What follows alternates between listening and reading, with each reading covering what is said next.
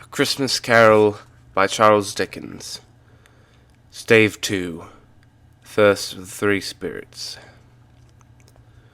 When Scrooge awoke, it was so dark that looking out of bed, he could scarcely distinguish the transparent window from the opaque walls of his chamber.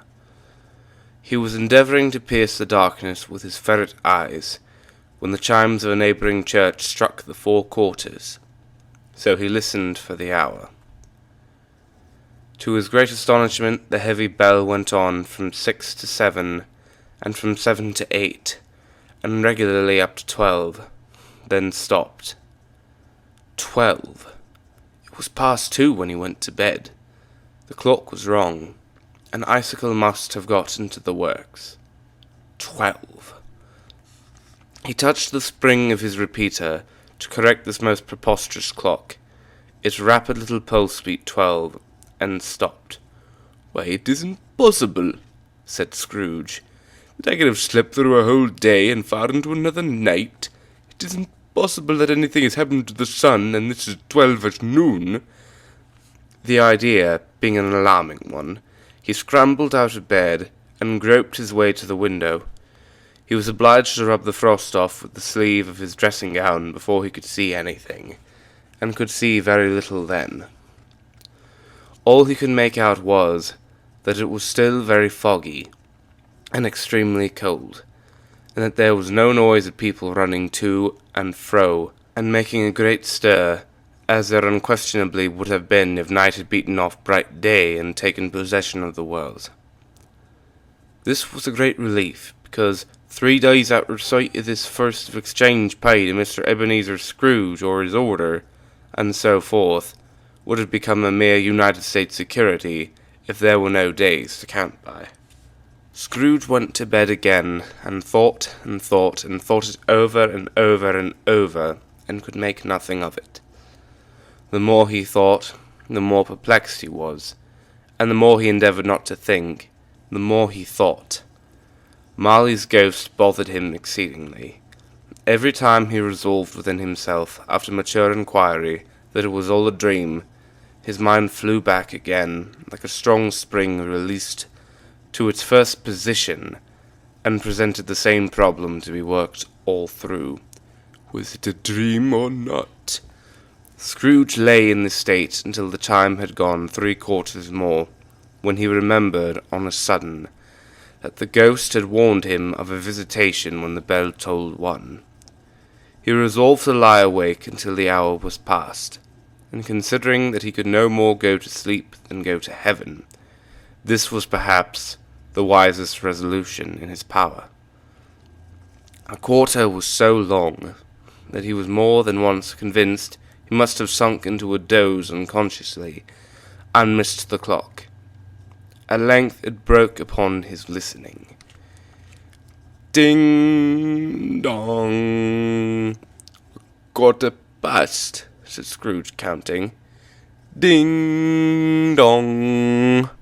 1/2 past," said Scrooge. "Ding dong! 1/4 to it," said Scrooge. "Ding dong!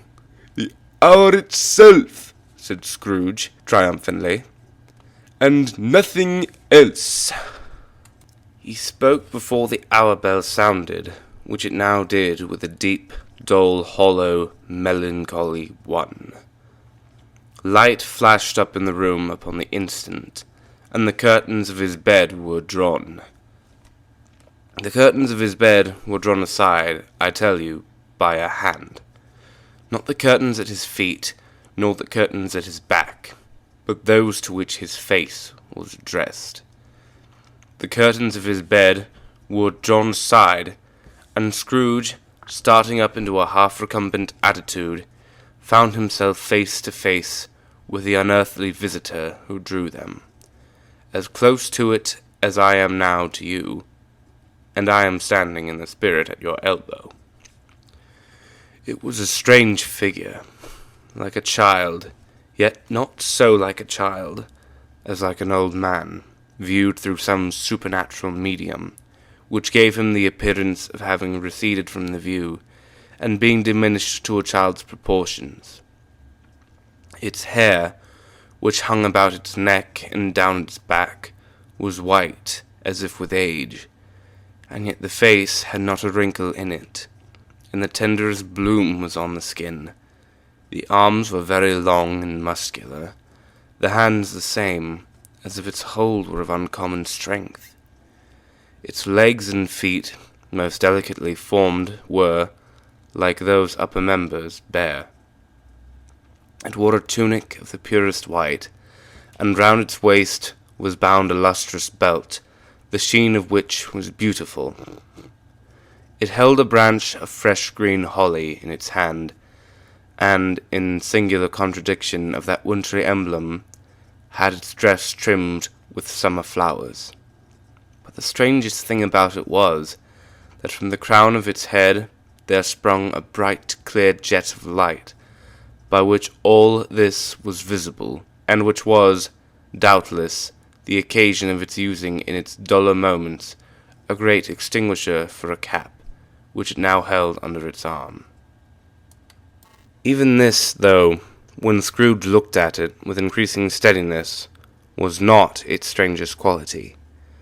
For as its belt sparkled and glittered now in one part, and now in another, and what was light one instant, at another time was dark, so the figure itself fluctuated in its distinctness, being now a thing with one arm, now with one leg, now with 20 legs, now a pair of legs without a head, now a head without a body, of which dissolving parts no outline would be visible in the dense gloom wherein they melted away. And in the very wonder of this, it would be itself again, distinct and clear as ever.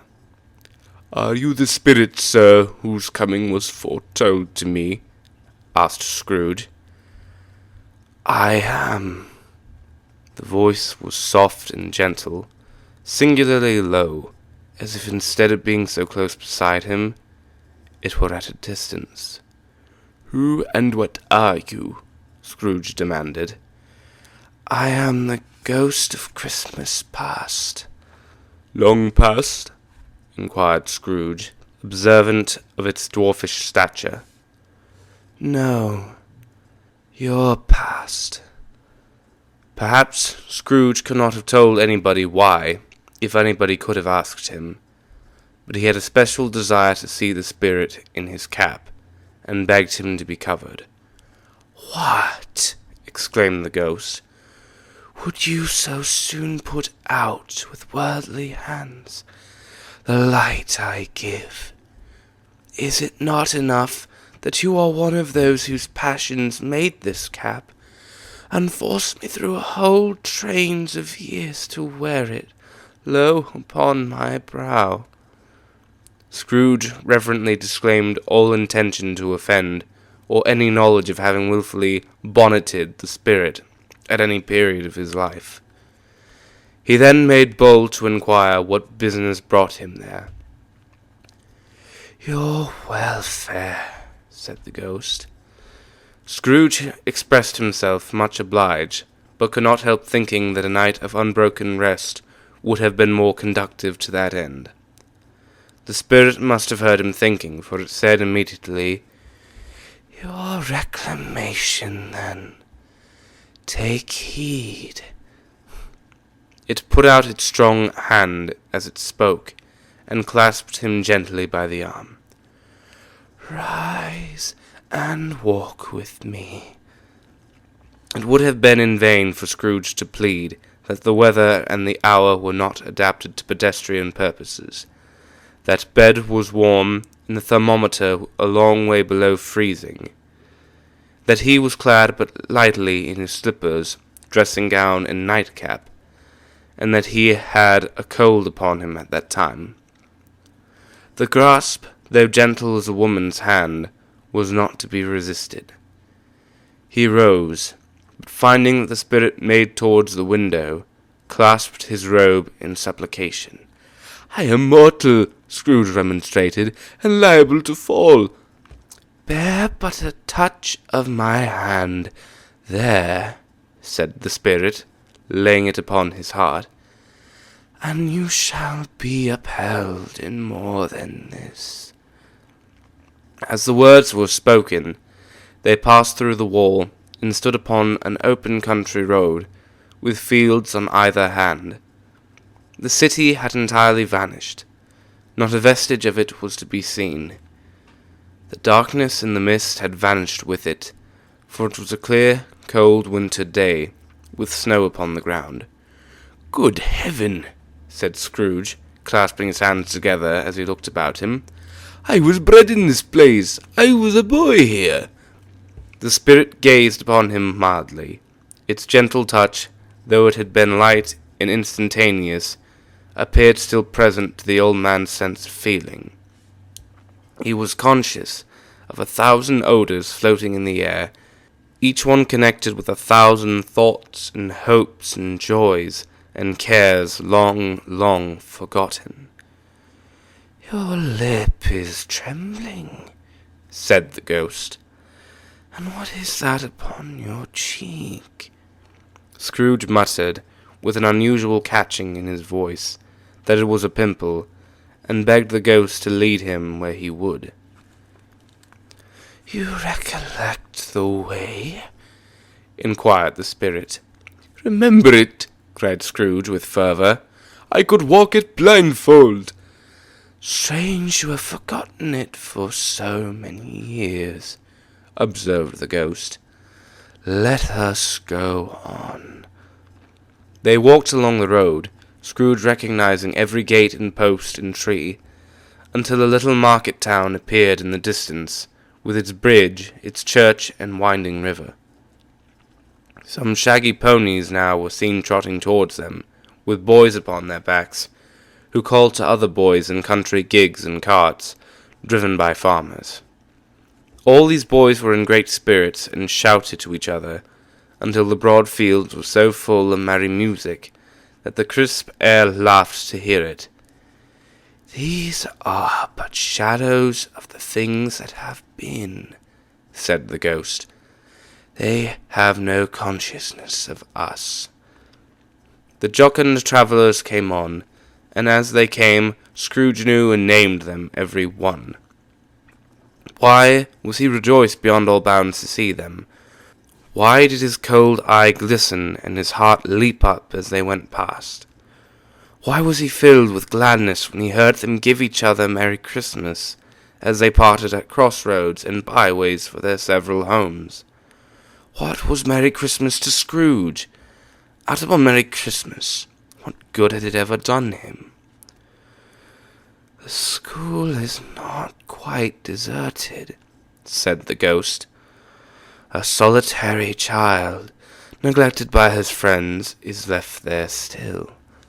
Scrooge said he knew it, and he sobbed.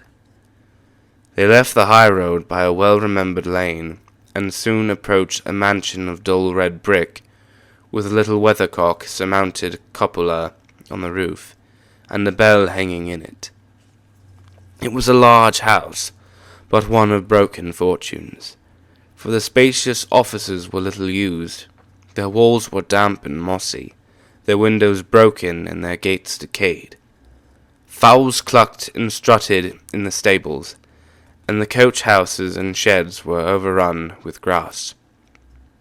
Nor was it more retentive of its ancient state within, for entering the dreary hall and glancing through the open doors of many rooms, they found them poorly furnished, cold, and vast. There was an earthly savour in the air, a chilly bareness in the place, which associated itself somehow with too much getting up by candlelight, and not too much to eat. They went, the ghost and Scrooge, across the hall, to a door at the back of the house. It opened before them and disclosed a long, bare, melancholy room, made barer still by lines of plain deal forms and desks. At one of these, a lonely boy was reading near a feeble fire, and Scrooge sat down upon a form, and wept to see his poor forgotten self, as he used to be. Not a latent echo in the house, not a squeak and scuffle from the mice behind the panelling, not a drip from the half-thawed water-spout in the dull yard behind, not a sigh among the leafless boughs of one despondent poplar, not the idle swinging of an empty storehouse door, no, not a clicking in the fire, but fell upon the heart of Scrooge with a softening influence, and gave a freer passage to his tears. The spirit touched him on the arm, and pointed to his younger self, intent upon his reading. Suddenly a man in foreign garments, wonderfully real and distinct to look at, stood outside the window with an axe stuck in his belt, and leading by the bridle an ass laden with wood. "Why, it's Ali Baba!" Scrooge exclaimed in ecstasy. "It's dear old honest Ali Baba! Yes, I know! One Christmas time, when yonder solitary child was left here all alone, he did come, for the first time just like that.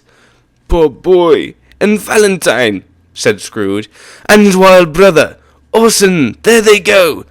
And what's his name, who was put down in his drawers asleep at the gates of Damascus? Don't you see him?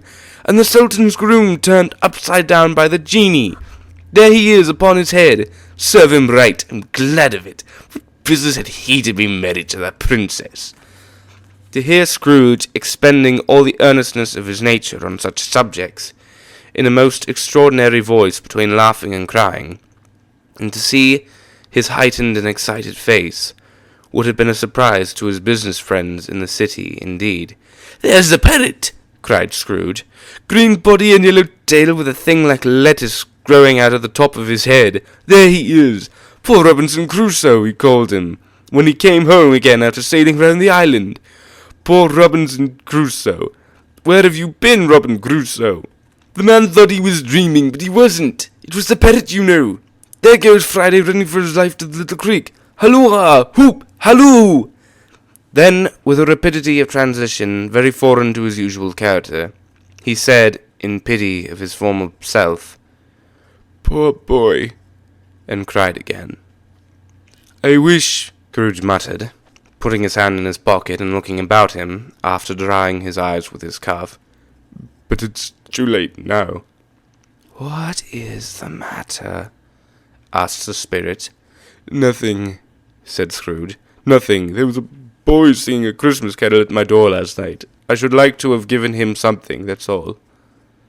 The ghost smiled thoughtfully and waved his hand, saying as it did so, "Let us see another Christmas." Scrooge's former self grew larger at the words, and the room became a little darker and more dirty.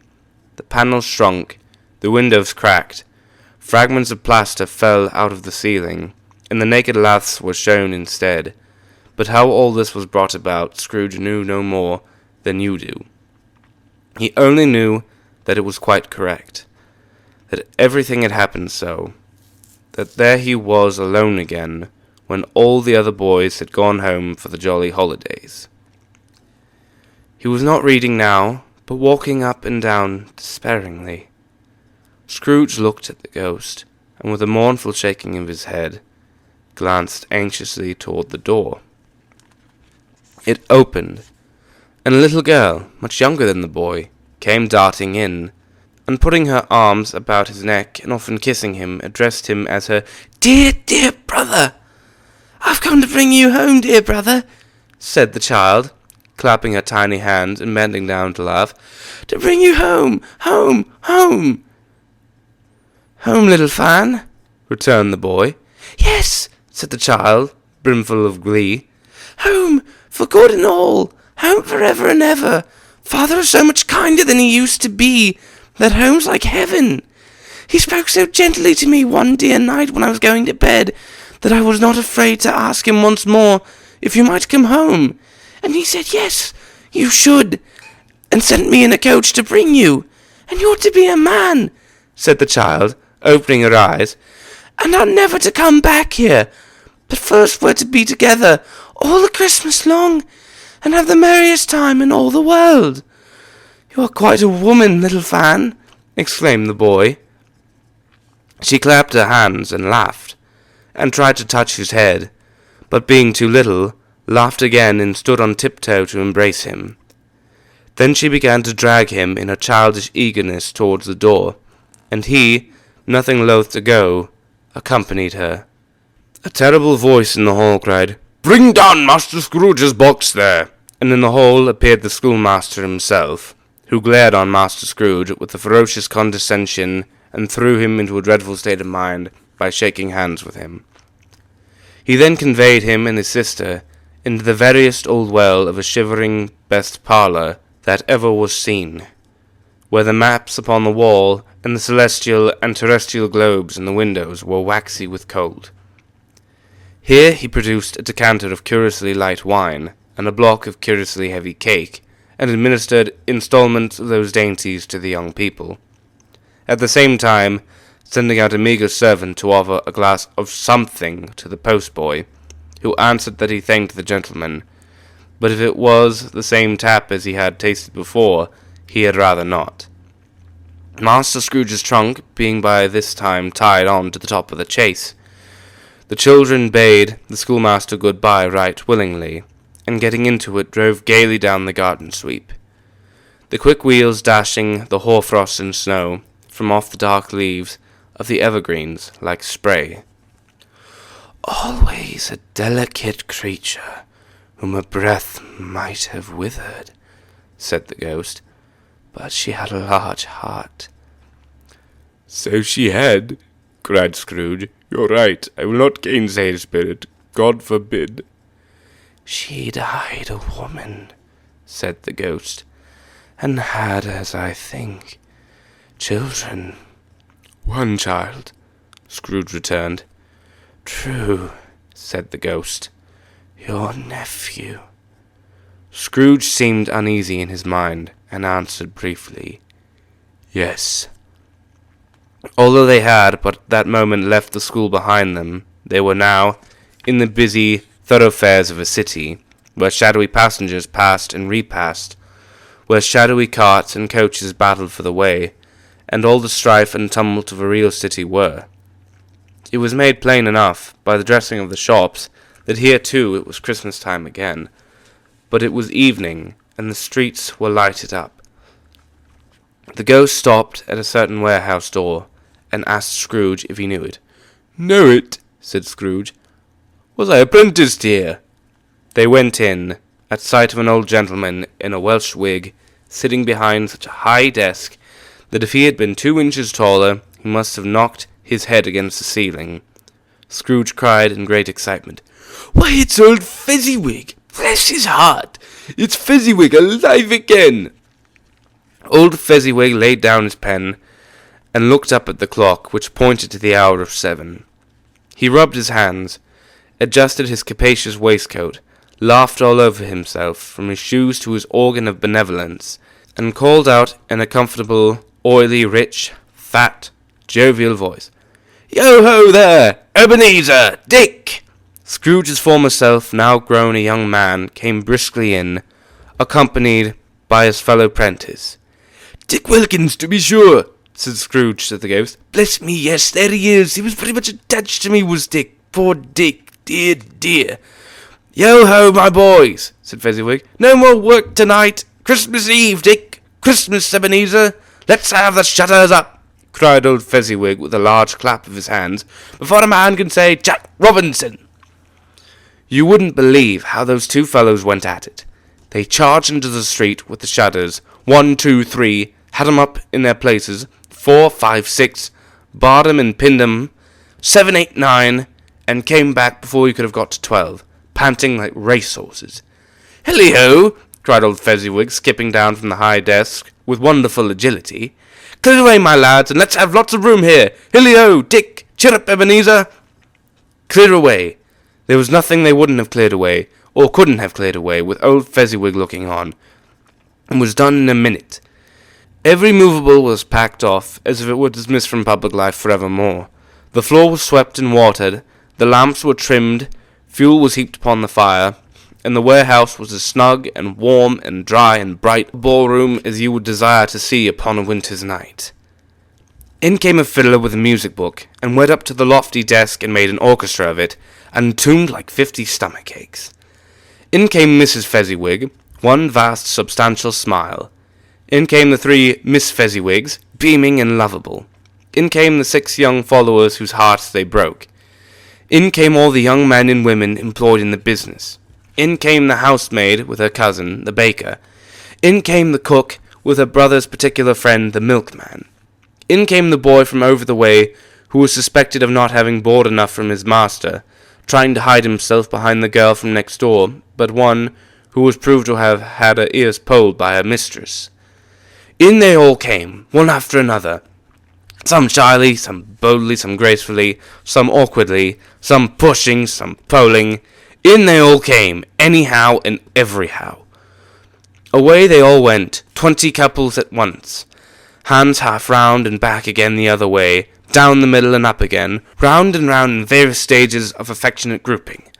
Old top couple always turning up in the wrong place, new top couple starting off again as soon as they got there, all top couples at last, and not a bottom one to help them.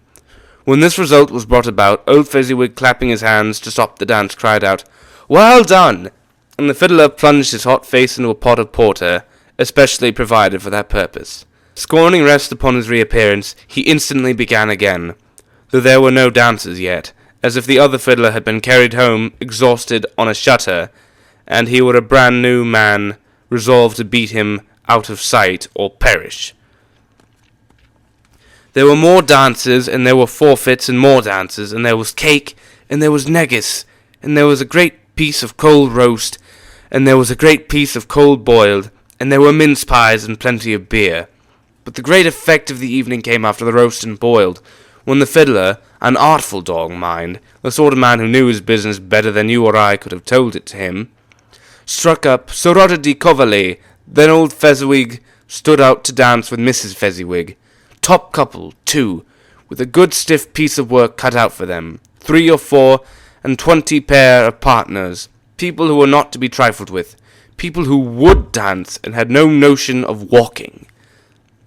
But if they had been twice as many, 4 times, old Fezziwig would have been a match for them, and so would Mrs. Fezziwig. As to her, she was worthy to be his partner, in every sense of the term. If that's not high praise, tell me higher, and I'll use it. A positive light appeared to issue from Fezziwig's calves. They shone in every part of the dance like moons. You couldn't have predicted at any given time what would have become of them next. And when old Fezziwig and Mrs. Fezziwig had gone all through the dance, advance and retire, both hands to your partner, bow and curtsy, corkscrew, thread the needle, and back again to your place, Fezziwig cut, so deftly that he appeared to wink with his legs, and came upon his feet again without a stagger. When the clock struck 11, and this domestic ball broke up, Mr. and Mrs. Fezziwig took their stations, one on either side of the door, and shaking hands with every person individually as he or she went out, wished him or her a Merry Christmas. When everybody had retired, but the 2 prentices, they did the same to them, and thus the cheerful voices died away, and the lads were left to their beds, which were under a counter in the back shop. During the whole of this time, Scrooge had acted like a man out of his wits. His heart and soul were in the scene, and with his former self. He corroborated everything, remembered everything, enjoyed everything, and underwent the strangest agitation. It was not until now, when the bright faces of his former self and Dick were turned from them, that he remembered the ghost, and became conscious that it was looking full upon him, while the light upon its head burnt very clear. "A small matter," said the ghost, "to make these silly folks so full of gratitude." "Small," echoed Scrooge. The spirit signed to him to listen to the 2 apprentices, who were pouring out their hearts in praise of Fezziwig, and when he had done so, said, "Why is it not? He has spent but a few pounds of your mortal money. 3 or 4, perhaps. Is that so much that he deserves this praise?" "It isn't that," said Scrooge, heated by the remark, and speaking unconsciously like his former, not his latter self. "It isn't that, spirit. He has the power to render us happy or unhappy, to make our service light or burdensome, a pleasure or a toil. Say that his power lies in words and looks, in things so slight and insignificant that it is impossible to add and count him up. What then? The happiness he gives is quite as great as if it cost a fortune. He felt the spirit's glance and stopped. What is the matter? Asked the ghost. Nothing particular, said Scrooge. Something, I think, the ghost insisted. No, said Scrooge. No, I should like to be able to say a word or two to my clerk just now. That's all. His former self turned down the lamps as he gave utterance to the wish, and Scrooge and the ghost again stood side by side in the open air. My time grows short, observed the spirit. Quick. This was not addressed to Scrooge, or to anyone whom he could see, but it produced an immediate effect. For again Scrooge saw himself. He was older now, a man in the prime of his life. His face had not the harsh and rigid lines of later years, but it had begun to wear the signs of care and avarice. There was an eager, greedy, restless motion in the eye, which showed the passion that had taken root, and where the shadow of the growing tree would fall. He was not alone, but sat by the side of a fair young girl in a mourning dress, in whose eyes there were tears which sparkled in the light that shone out of the ghosts of Christmas past. It matters little, she said softly, to you very little. Another idol has displaced me, and if it can cheer and comfort you in time to come, as I would have tried to, I have no just cause to grieve. What idol has displaced you? He rejoined. A golden one. This is the even-handed dealing of the world, he said. There is nothing on which it is so hard as poverty, and there is nothing it professes to condemn with such severity as the pursuit of wealth. You fear the world too much, she answered gently. All your other hopes emerge into the hope of being beyond the chance of its sordid reproach. I have seen your nobler aspirations fall off one by one, until the master passion, gain, engrosses you. Have I not? What then? He retorted. Even if I have grown so much wiser, what then? I am not changed toward you. She shook her head. Am I? Our contract is an old one. It was made when we were both poor and content to be so, until in good season we could improve our worldly fortune by our patient industry. You are changed. When it was made you were another man. I was a boy, he said impatiently. Your own feeling tells you that you were not what you are, she returned. I am. That which promised happiness when we were one in heart is fraught with misery now that we are two. How often and how keenly I have thought of this, I will not say. It is enough that I have thought of it, and can release you. Have I ever sought release? In words, no, never. In what, then?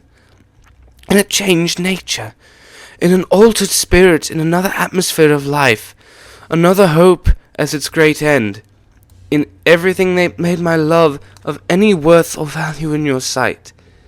If this had never been between us, said the girl, looking mildly but with steadiness upon him, tell me, would you seek me out and try to win me now? Ah, no. He seemed to yield to the justice of this supposition in spite of himself. But he said with a struggle, You think not. I would gladly think otherwise if I could, she answered. Heaven knows, when I have learned a truth like this, I know how strong and irresistible it must be. But if you were free today, tomorrow, yesterday, can even I believe that you would choose a dowerless girl, you who, in your very confidence with her, weigh everything by gain, or choosing her, if for a moment you were false enough to your one guiding principle to do so, do I not know that your repentance and regret would surely follow? I do, and I release you, with a full heart for the love of him you once were. He was about to speak, but with her head turned from him, she resumed. You may, the memory of what is past half makes me hope you will, have pain in this, a very brief time, and you will dismiss the recollection of it, gladly, as an unprofitable dream, from which it happened well that you awoke, May you be happy in the life you have chosen." She left him, and they parted. "Spirit," said Scrooge, "show me no more. Conduct me home. Why do you delight to torture me?" "One shadow more," exclaimed the ghost. "No more," cried Scrooge. "No more. I don't wish to see it. Show me no more." But the relentless ghost pinioned him in both his arms, and forced him to observe what happened next. They were in another scene and place, a room not very large or handsome, but full of comfort.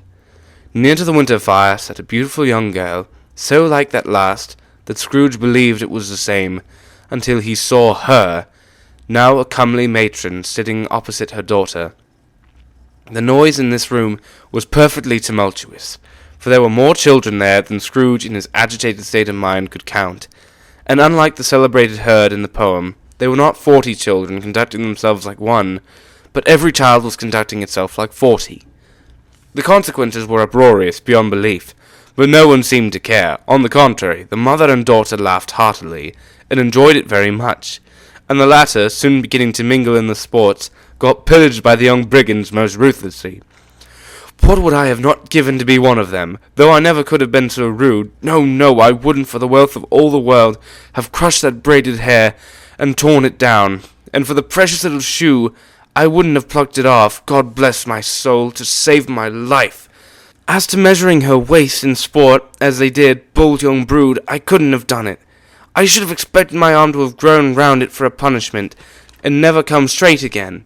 And yet I should have dearly liked, I own, to have touched her lips, to have questioned her, that she might have opened them, to have looked upon the lashes of her downcast eyes, and never raised a blush, to have let loose waves of hair, an inch of which would be a keepsake beyond price. In short, I should have liked, I do confess, to have had the lightest license of a child, and yet to have been man enough to know its value. But now a knocking at the door was heard, and such a rush immediately ensued that she with laughing face and plundered dress was borne towards it at the centre of a flushed and boisterous group, just in time to greet the father, who came home, attended by a man laden with Christmas toys and presents. Then the shouting and the struggling and the onslaught that was made on the defenceless porter, the scaling him with chairs for ladders, to dive into his pockets, to spoil him of brown paper parcels, hold on tight by his cravat, hug him round his neck, pommel his back, and kick his legs in irrepressible affection, the shouts of wonder and delight with which the development of every package was received, the terrible announcement that the baby had been taken in the act of putting a doll's frying pan into his mouth, and was more than suspected of having swallowed a fictitious turkey, glued on a wooden platter, the immense relief of finding this a false alarm, the joy and gratitude and ecstasy. They are all indescribable alike. It is enough that by degrees the children and their emotions got out of the parlour, and by one stair at a time, up to the top of the house, where they went to bed, and so subsided. And now Scrooge looked on more attentively than ever when the master of the house, having his daughter leaning fondly on him, sat down with her and her mother at his own fireside. And when he thought that such another creature, quite as graceful and as full of promise, might have called him father, and been a springtime in the haggard winter of his life, his sight grew very dim indeed. "Belle," said the husband, turning to his wife with a smile, "I saw an old friend of yours this afternoon." "Who was it?" "Guess." "How can I? Tut, don't I know?" she added in the same breath, laughing as he laughed. "Mr. Scrooge." "Mr. Scrooge it was. I passed his office window, and as it was not shut up, and he had a candle inside, I could scarcely help seeing him. His partner lies upon the point of death, I hear, and there he sat alone, quite alone in the world, I do believe." "Spirit," said Scrooge in a broken voice, "remove me from this place." "I told you these were shadows of the things that have been," said the ghost, "that they are what they are. Do not blame me." "Remove me!" Scrooge exclaimed. "I cannot bear it." He turned upon the ghost, and seeing that it looked upon him with a face, in which, in some strange way, there were fragments of all the faces it had shown him, wrestled with it. "Leave me! Take me back! Hunt me no longer!" In the struggle, if that can be called a struggle, in which the ghost, with no visible resistance on its own part, was undisturbed by any effort of its adversary, Scrooge observed that its light was burning high and bright, and dimly connecting that with its influence over him, he seized the extinguisher cap, and by a sudden action pressed it down upon its head. The spirit dropped beneath it, so that the extinguisher covered its whole form, but though Scrooge pressed it down with all his force, he could not hide the light, which streamed from under it, in an unbroken flood upon the ground. He was conscious of being exhausted and overcome by an irresistible drowsiness, and further, of being in his own bedroom. He gave the cap a parting squeeze, in which his hand relaxed, and had barely time to reel to bed before he sank into a heavy sleep.